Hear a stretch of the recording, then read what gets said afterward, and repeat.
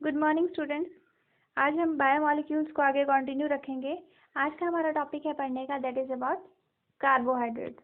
तो सबसे पहले कार्बोहाइड्रेट्स की इंट्रोडक्शन देख लेते हैं, फिर आगे उसकी टाइप्स देखते हैं। पिछली क्लास में हमने जो है वो बायोमॉलिक्यूल्स स्टार्ट किया था। पिछली क्लास में देखो हमने देखा था बायोमॉलिक्यूल्स क्या होते हैं, what is the difference between bio micromolecules and the bio macromolecules, और प्राइमरी मेटाबोलाइट्स और सेकेंडरी मेटाबोलाइट्स हमने देखे थे। अब हम कंटिन्यू करेंगे आगे कार्बोहाइड्रेट्स को। देखिए यहाँ पे कार्बोहाइड्रेट क्या होते हैं। देखो कार्बोहाइड्रेट की एक डेफिनेशन ये है कि carbohydrate molecules composed of carbon, hydrogen and oxygen in the ratio of 1:2:1। यानी कि देखो इसको अगर वर्ड को आप ब्रेक करेंगे तो आपको यहाँ पे कार्बोहाइड्रेट, यहाँ पे कार्बन है, इसमें हाइड्रोजन है और ऑक्सीजन है। अब देखो इसकी रेशियो क्या है, जैसे कार्बन 1 है तो ये कितना होगा 2, इसका डबल हो जाएगा और O उतना ही रहेगा 1। ठीक है, इसको हम बनाते हैं अभी। तो इस रेशियो में ये एग्जिस्ट करता है। और देखो ब्रेक करोगे तो कार्बन, हाइड्रोजन एंड ऑक्सीजन, और रेशियो कितनी है रिस्पेक्टिवली लिखी हुई है 1:2:1। कार्बन 1, हाइड्रोजन 2 और ऑक्सीजन 1।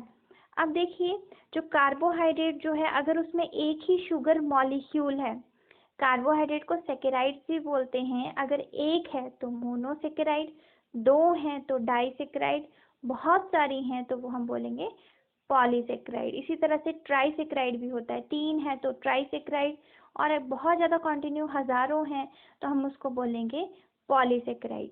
ठीक है, मतलब जैसे मोनोसेकेराइड मतलब वो लोग जैसे फॉर एग्जांपल ग्लूकोज जो है वो मोनोसेकेराइड है, फ्रक्टोज जो है वो मोनोसेकेराइड है। अब 2 ग्लूकोज को मिला दो तो बन जाएगा डाइसेकेराइड, बहुत सारे ग्लूकोज यूनिट्स को मिला दो तो वो बन जाएगा पॉलीसेकेराइड। अब आगे इसी तरह से इसकी टाइप्स आ गई। एक और डेफिनेशन है कार्बोहाइड्रेट्स की, आगे देख लेते हैं इसको। देखो कार्बोहाइड्रेट्स, इनको शुगर्स और स्टार्चेस भी बोलते हैं। ये क्या है, पॉलीहाइड्रोक्सी एल्डिहाइड्स या पॉलीहाइड्रोक्सी कीटोन्स। ये इसकी डेफिनेशन है। केमिस्ट्री पॉइंट ऑफ व्यू से अगर आप देखेंगे तो इसकी डेफिनेशन है कार्बोहाइड्रेट्स आर पॉलीहाइड्रोक्सी, मतलब बहुत सारे हाइड्रोक्सिल ग्रुप इसमें लगे हैं। पॉलीहाइड्रोक्सी एल्डिहाइड भी हो सकता है। अगर देखो नीचे देखो, अगर पॉलीहाइड्रोक्सी एल्डिहाइड्स हैं तो हम उसको बोलेंगे एल्डोसिस, और पॉलीहाइड्रोक्सी कीटोन्स है तो हम उसको बोलेंगे कीटोसिस, यानी कि मोनोसेकेराइड के पास। ठीक है, कार्बोहाइड्रेट है ना, कार्बोहाइड्रेट के पास अगर एल्डिहाइड ग्रुप है तो हम उसको बोलेंगे एल्डोसिस, अगर कार्बोहाइड्रेट के पास कीटोन ग्रुप है तो हम उसको बोलेंगे कीटोसिस। दोनों ही फंक्शनल ग्रुप एक्टिव हैं। एल्डोसिस, ये जो है, जो एल्डिहाइड है वो मैक्सिमम जो है वो टर्मिनल कार्बन के ऊपर लगा होता है, और जो कीटोन ग्रुप है वो सब टर्मिनल कार्बन के ऊपर लगा होता है। जैसे जब हम इसका फॉर्मूला बनाएंगे तो जो एल्डिहाइड ग्रुप हमें जब लगाना है तो वो टर्मिनल कार्बन के ऊपर लगाना है, that is a functional group, free है इसमें। और जो कीटोन ग्रुप हमें लगाना है तो वो हमें सब टर्मिनल कार्बन के ऊपर लगाना है। देखो इसी तरह से पीछे पढ़ा, carbohydrates can be classified into monosaccharide, disaccharide and polysaccharide. अब देखिए इसमें हम मोनोसेकेराइड को डिस्कस करने जा रहे हैं, तो मोनोसेकेराइड को हम कंटिन्यू करते हैं। ठीक है, एक बार देख लेते हैं। कार्बोहाइड्रेट हमने पढ़ा, ये इसकी जनरल सी डेफिनेशन है CHO वाली, और इसकी 3 टाइप्स हैं। ठीक है, और जो स्मॉल कार्बोहाइड्रेट्स हैं, जैसे मोनोसेकेराइड की बात हो रही है यहाँ पे, वो वाटर सॉल्युबल हैं क्योंकि इसके पास फंक्शनल ग्रुप है। ठीक है, जो छोटे वाले हैं। अब आगे देखिए, कार्बोहाइड्रेट ये भी पढ़ लिया हमने, ये इसकी केमिस्ट्री पॉइंट ऑफ व्यू से है, और यहाँ पे इनको क्लासिफाई किया गया है monosaccharide, disaccharide and the polysaccharide में। अब यहाँ पे देखिए कार्बोहाइड्रेट हम सबसे पहले शुरू करने जा रहे हैं मोनोसेकेराइड से। तो मोनोसेकेराइड क्या है, एक carbohydrate that can not be hydrolysed into A simpler carbohydrate. Monosaccharide ये भी कार्बोहाइड्रेट है जिसको और छोटे कार्बोहाइड्रेट में हम तोड़ नहीं सकते हैं। अब ये खुद इतना छोटा है कि इसको हम नहीं तोड़ सकते। देखो मोनोसेकेराइड जो है, जैसे डाइसेकेराइड है, वो किन्हीं भी 2 मोनोसेकेराइड को मिला के बनेगा।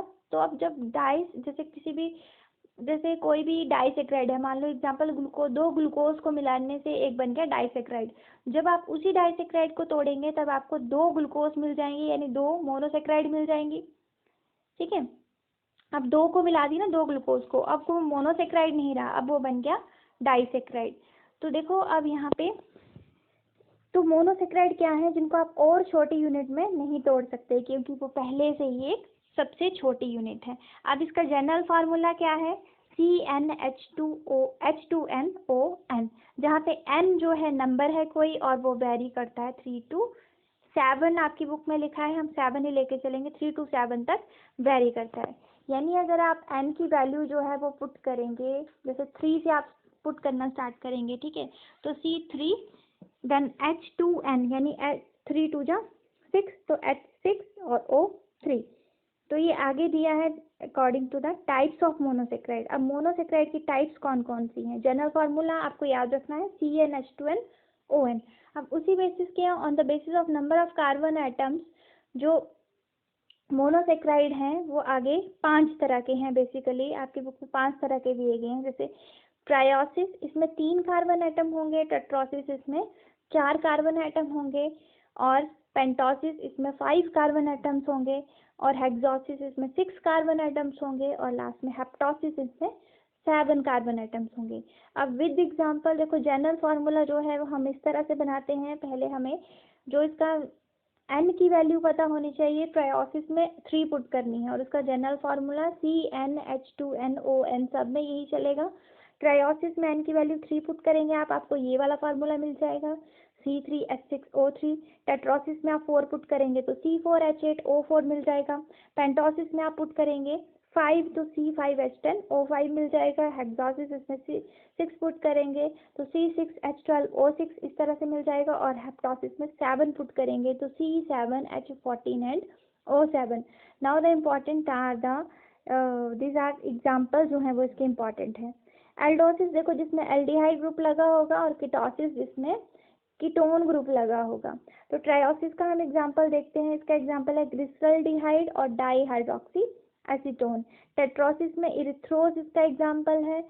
पेंटोसिस में राइबोस और राइबोलोस, और हेक्सोसिस में ग्लूकोज फ्रक्टोज, और हेप्टोसिस में सीडो हेप्टुलोस। अब यहाँ पे देखिए, जो फर्स्ट एग्जांपल आप देखो, इसमें है ग्लिसरल्डिहाइड एंड डाईहाइड्रोक्सीसीटोन।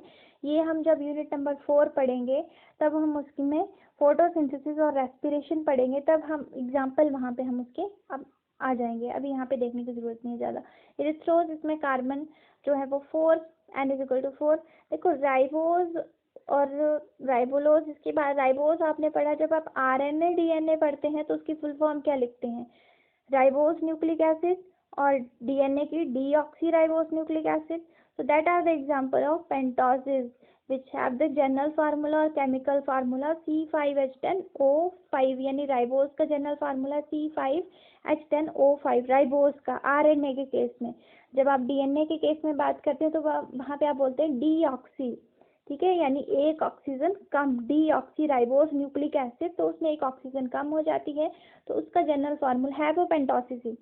एक ऑक्सीजन कम कर दो, C5 ही रहेगा, H10 ही रहेगा, और O4 हो जाएगा, ठीक है वो पेंटोसिस ही, उसमें डीऑक्सी में एक ऑक्सीजन कम हो जाएगी। ग्लूकोज का फार्मूला C6H12O6, फ्रक्टोज का भी वही है C6H12O6, लेकिन जब आप इसका ड्रॉ करेंगे ना स्ट्रक्चर, तो उसमें ग्लूकोज में एल्डिहाइड ग्रुप लगा और फ्रक्टोज में कीटोन ग्रुप जो है वो लगा हुआ है, और रिप्रेजेंटेशन में थोड़ा सा फर्क होगा इसमें, तो हम वहाँ पे देखेंगे। इसका एग्जांपल है सीडो हेप्टुलोस, ठीक है। तो इतना क्लियर है, these are the types of monosaccharides, you have to remember the names and chemical formula, कैसे हम वैल्यू को पुट करेंगे, ट्राई मीन्स 3, टेट्रा मीन्स 4, इस तरह से, ठीक है। अब आगे देखिए, लास्ट में ग्लाइकोसिडिक बॉन्ड क्या होता है। सबसे पहले जो मोनोसेक्राइड्स हैं, जितनी भी जो आपने एग्जाम्पल अब पढ़े, glucose, fructose, RNA DNA, they are the reducing sugar, ठीक है, क्योंकि उनके पास जो फ्री फंक्शनल ग्रुप है, फंक्शनल ग्रुप कौन सा, एल्डिहाइड और कीटोन, तो वो रिएक्ट कर जाती हैं जल्दी, so they are the reducing sugar. All monosaccharide are reducing sugar, और जिनके पास फंक्शनल ग्रुप फ्री नहीं होगा, बाइंड होगा, वो नॉन रिड्यूसिंग शुगर होगी, वो हम आगे डाइसेक्राइड के केस में पढ़ेंगे।